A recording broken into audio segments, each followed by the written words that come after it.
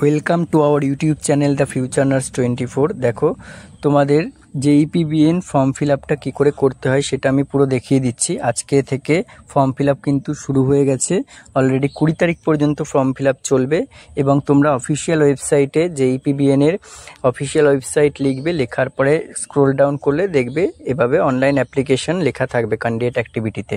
এবারে এখানে এসে তোমরা রেজিস্টার্ড ক্যান্ডিডেট যদি কেউ আগের বছর বা তার আগে দিয়ে থাকো তাহলে তারা এখানে শুধুমাত্র সাইন ইন করবে, এবং যারা নতুনভাবে ফর্ম ফিল আপ করছো তাদের ক্ষেত্রে কিন্তু এটা নিউ ক্যান্ডিডেট অ্যাকাউন্ট ক্রিয়েট করতে হবে।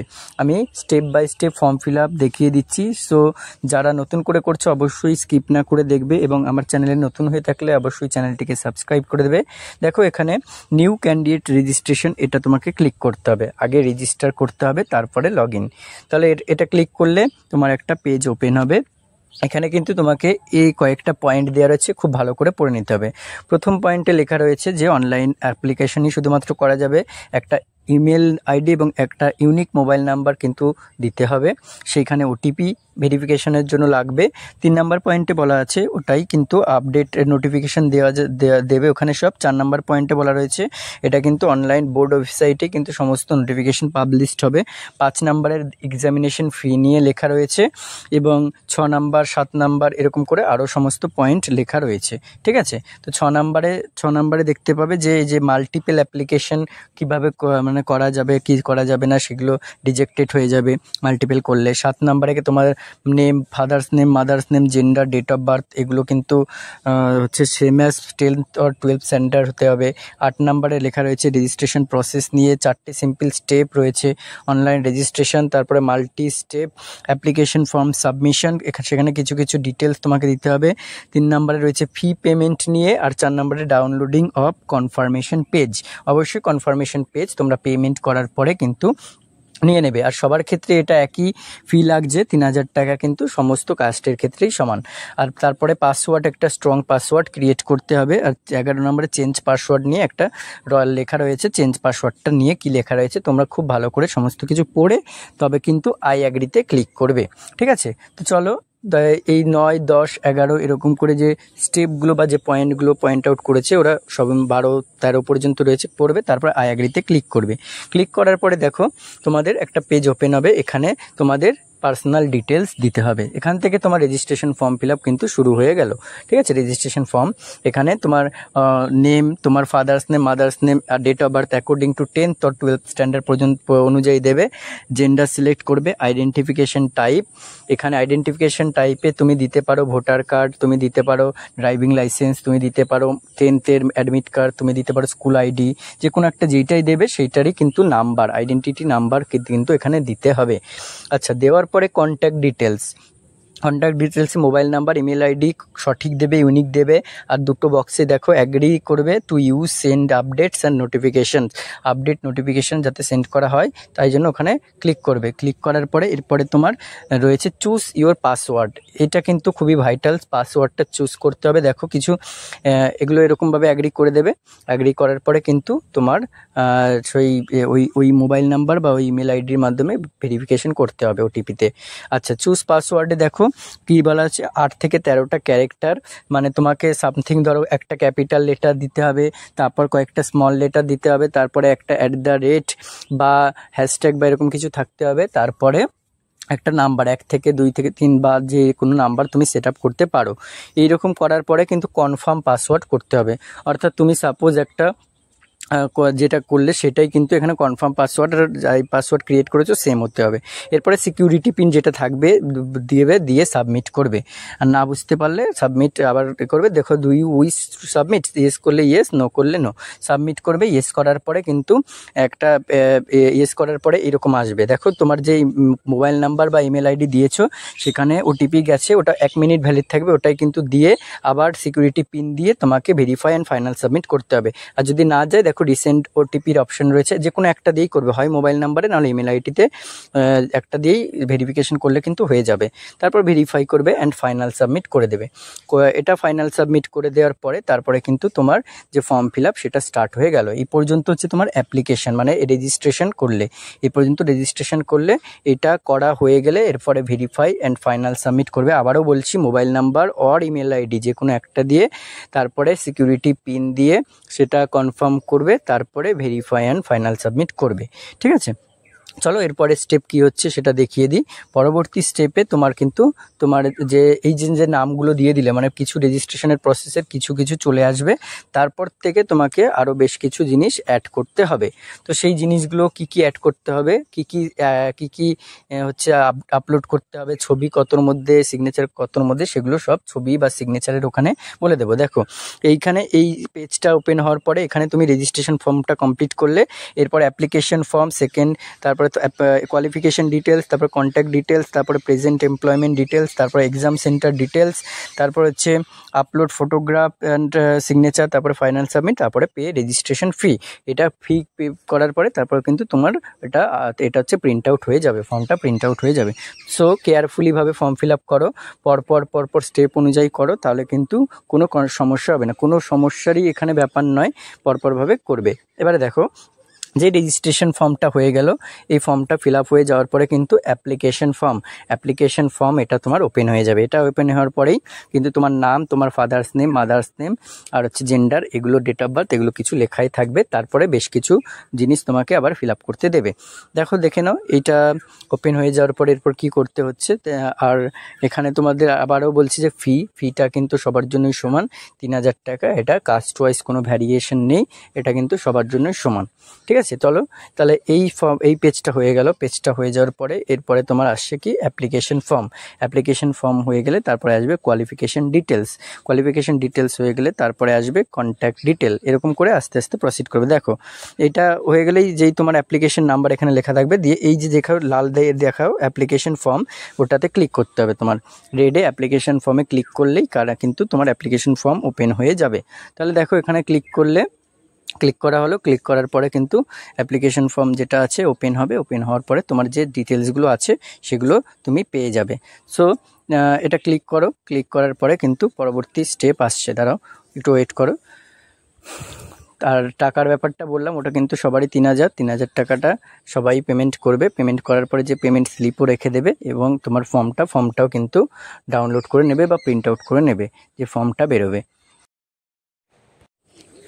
দেখো আমাদের বেশ কিছু ব্যাচ স্টার্ট হয়েছে, যেটা হচ্ছে প্রথম তোমাদের জানাই যে EPBN 2025 টেস্ট সিরিজ, যেটা পোস্ট বেসিক BSc নার্সিংয়ের জন্য।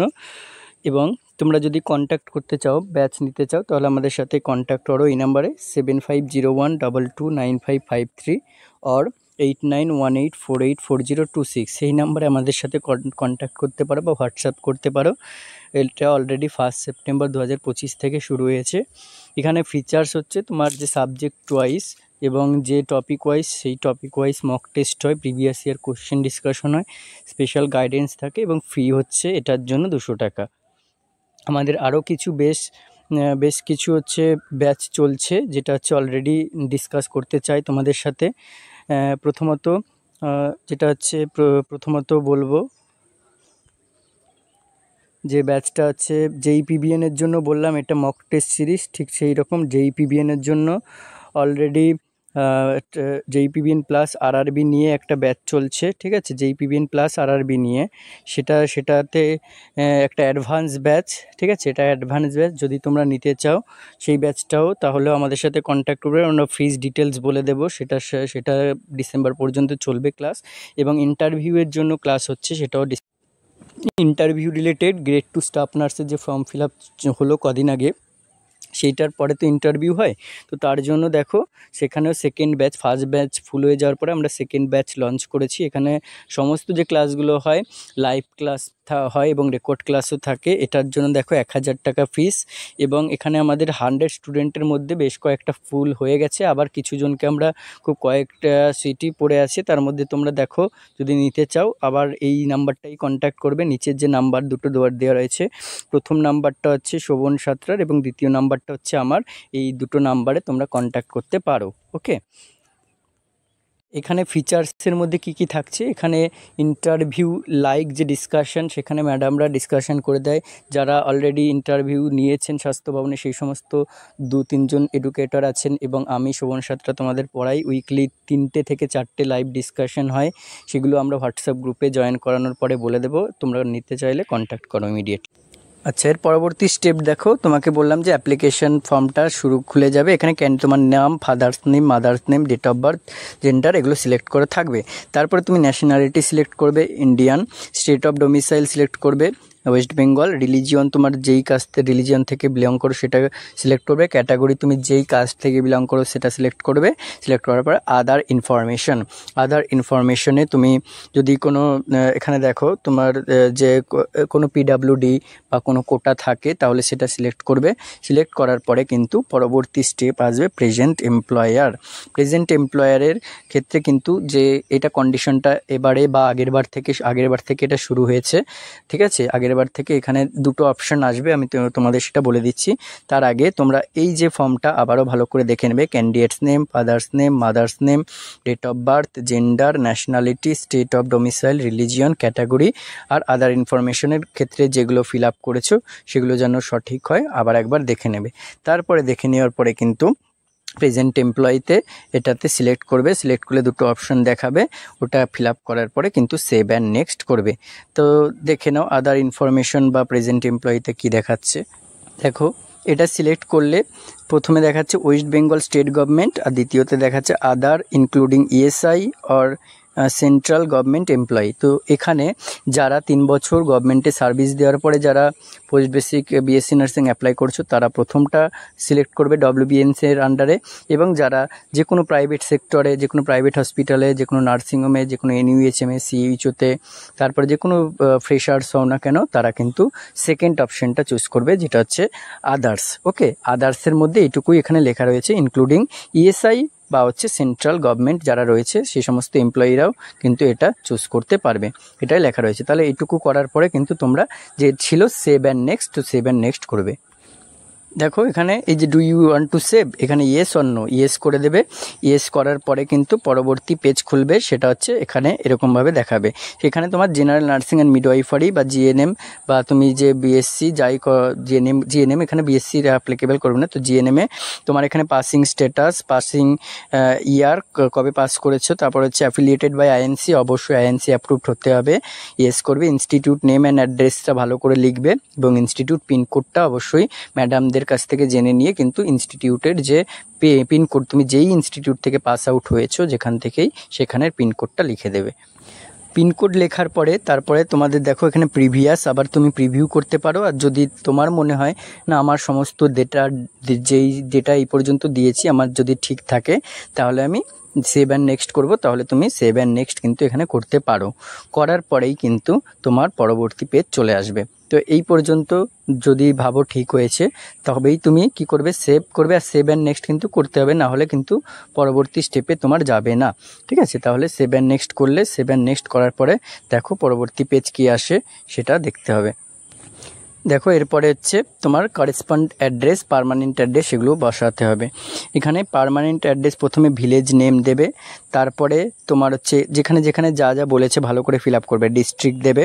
তারপরে দেখো এখানে তোমার হচ্ছে তোমার যে কান্ট্রির নেম দেবে, তারপর হচ্ছে স্টেটের নেম দেবে, পিনকোড তোমার যেখানে বসবাস করো বা প্রেজেন্ট করেসপন্ড অ্যাড্রেস সেইখানের পিনকোড দেবে। তারপরে পার্মানেন্ট অ্যাড্রেস, দেখো সেম অ্যাজ করেসপন্ড অ্যাড্রেস যদি হয় তবেই ওখানে ক্লিক করবে, আর যদি না হয় তাহলে কিন্তু পার্মানেন্ট অ্যাড্রেসের আলাদা করে দেখো রয়েছে, ওখানে আলাদা করে আবার পার্মানেন্ট অ্যাড্রেসের ভিলেজ নেম, তারপর হচ্ছে তার সাব এরিয়া, তারপর হচ্ছে তোমার সেই কান্ট্রি, সেটার স্টেট, তারপর সেটার হচ্ছে পিনকোড, সেগুলো কিন্তু আলাদা করে বসাতে হবে।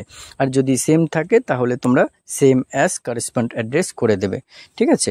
তো এই পেজটা শুধুমাত্র এই অ্যাড্রেস ফিল আপ নিয়েই, অ্যাড্রেস ফিল আপটা যদি হয়ে যায় তাহলেও কিন্তু আবার সেমলিভাবে সমস্ত কিছু চেক আপ করে নেবে, সমস্ত কিছু ঠিকঠাক আছে কিনা। যদি ঠিকঠাক থাকে তাহলে পরবর্তী স্টেপে প্রসিড করার জন্য কি করতে হবে, এই যে দেখো এখানে প্রিভিয়াস করতে পারো। প্রিভিয়াস যদি কিছু না থাকে তাহলে সেভ অ্যান্ড নেক্সট করবে। সেভ অ্যান্ড নেক্সট যদি করো তাহলে তারপরে পরবর্তী পেজে যাবে। আর এই বাদিকে যেগুলো লেখা আছে সেগুলো কিন্তু তোমার যে পরপর যে স্টেপ করছো সেই স্টেপগুলো দেখো, যেখানে নীল কালার হয়ে রয়েছে সেগুলো কিন্তু পরপর স্টেপ, সেই স্টেপে গিয়ে তোমার কমপ্লিট হচ্ছে। ঠিক আছে, তাহলে তুমি এখানে সিম্পলি সেভ অ্যান্ড নেক্সট করে দাও। সেভ অ্যান্ড নেক্সট করে দেওয়ার পরে দেখো পরবর্তী পেজ কি আসে। তো দেখো এরপরে তোমার আসছে কি না, এরপরে সিরিয়াল নাম্বার, মানে এরপরে তোমার যে তুমি যদি জব করো তাহলে তোমার এক্সপিরিয়েন্স থাকলে সেটা এখানে লিখতে হবে।